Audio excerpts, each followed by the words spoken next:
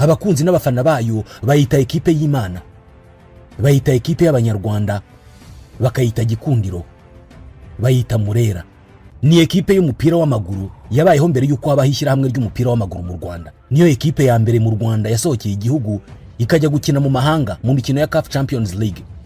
Kuri benshi mu bakunda umupira w'amaguru mu Rwanda birasa naho Rayon Sport ari igisobanuro cy'umupira w'amaguru. Mu gutebya kwinshi bajya bagira batubureyo buravukanwa, ngo ubureyo bushobora kuba buhererekanywa mu maraso umubyeyi akabuha umwana we.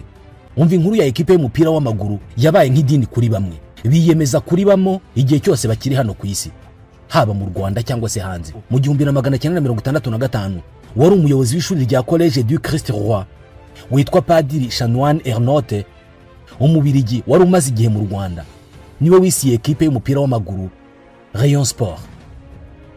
Ntabwo nzi niba yarabizi, ariko yari